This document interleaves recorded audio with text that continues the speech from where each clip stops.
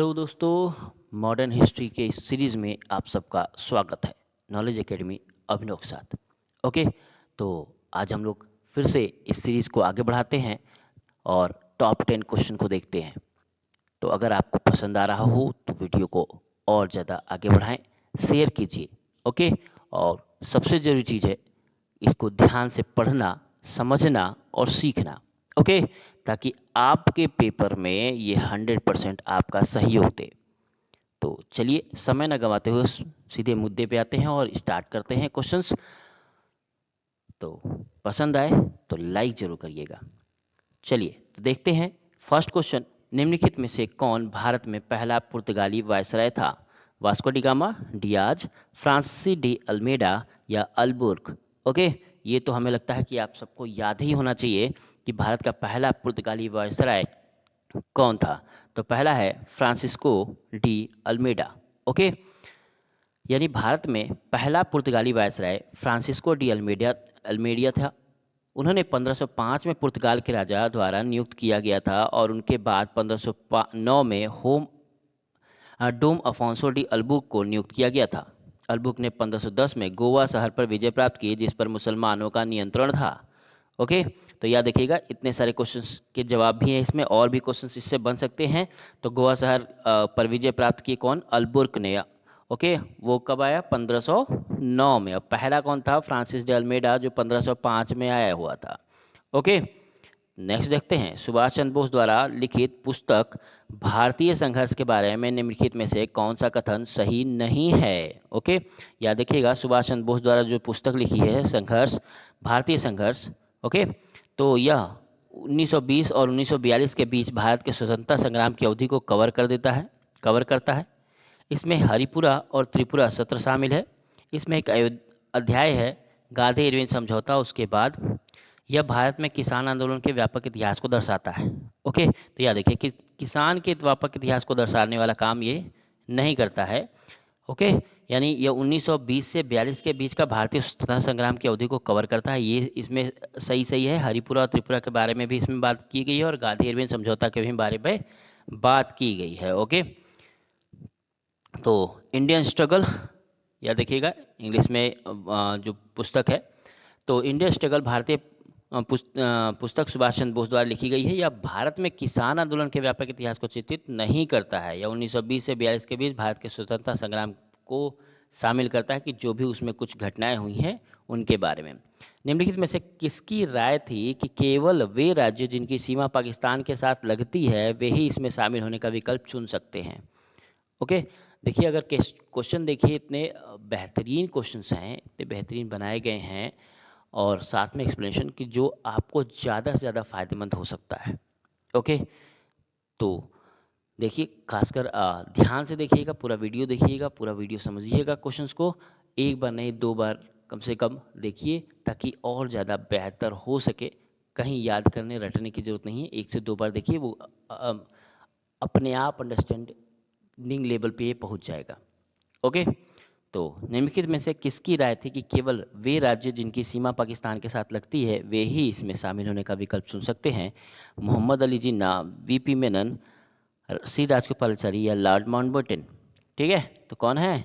Lord Mountbatten ने कहा था ये कि हालांकि रियासत के पास या तो भारत में शामिल होने, पाकिस्तान में शामिल होने की स्वतंत्र रहने का विकल्प था, लेकिन माउंटबेटन ने भौगोलिक मजबूरियों को के निहित अर्थ को स्पष्ट कर दिया। इसका मतलब ये है कि अधिकांश राज्यों को भारत को चुनना होगा और केवल वे राज्य जिनकी सीमा पाकिस्तान के साथ लगते हैं वे ही शामिल होने के विकल्प चुन सकते हैं। ओके, नेक्स्ट, किस वायसराय ने 10 फरवरी 1931 को भारत की नई राजधानी के रूप में दिल्ली का उद्घाटन किया है? ओके, तो Lord Irwin, Lord Reading, Lord विल्डिंग और लॉर्ड लिनलिथगो। ओके, कौन है ये? लॉर्ड इरविन ने ऐसा कहा। तो नई दिल्ली में का उद्घाटन 10 फरवरी 1931 को वायसराय लॉर्ड इरविन ने नई राजधानी के रूप में किया था। ओके, नेक्स्ट, रिन रॉयल इंडियन नेवी में नौसैनिकों के बीच विद्रोह 1946 में निम्नलिखित में से किस स्थान से शुरू हुआ? मद्रास, कलकत्ता, बम्बई, विशाखापट्टनम?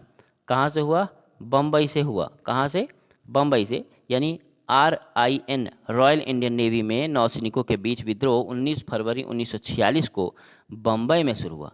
INA की लड़ाई और परीक्षणों से रोमांचित होकर वे भारत की आज़ादी के लिए अपनी ताकत का योगदान देना चाहते थे।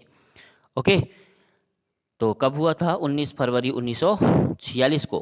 क्लेमेंट एटली को भारत छोड़ो की समय सीमा निम्नलिखित में से कौन सी थी? जून 1947, अगस्त 1947, जून 1948 या दिसंबर 1948? कब वो छोड़ना चाहते थे? तो जून 1948 को छोड़ पहले गए। तो 20 फरवरी 1947 को ब्रिटिश प्रधानमंत्री क्लेमेंट एटली ने घोषणा की कि ब्रिटेन जून 1948 तक भारत छोड़ देगा।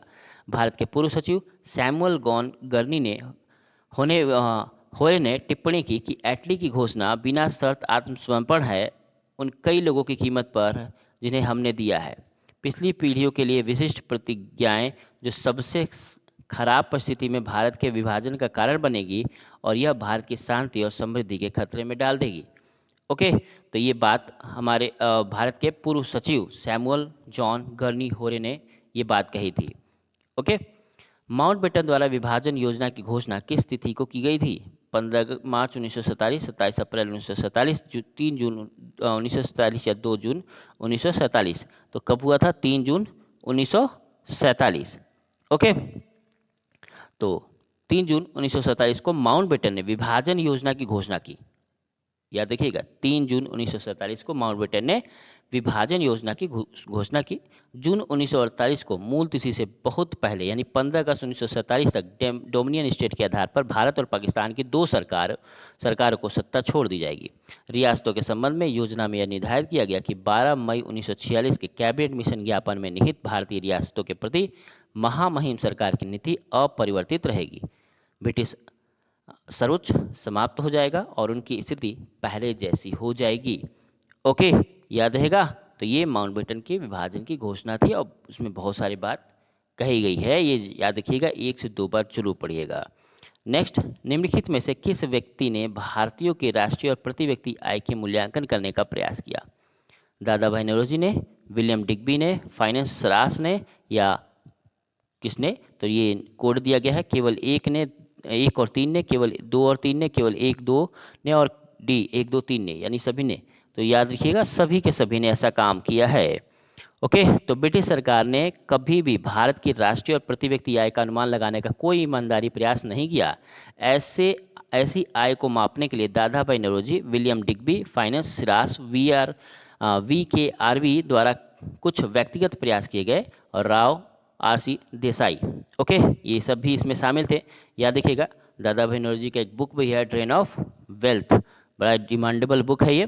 तो बांग्लादेश मुक्ति संग्राम में समय भारतीय सेना प्रमुख कौन थे?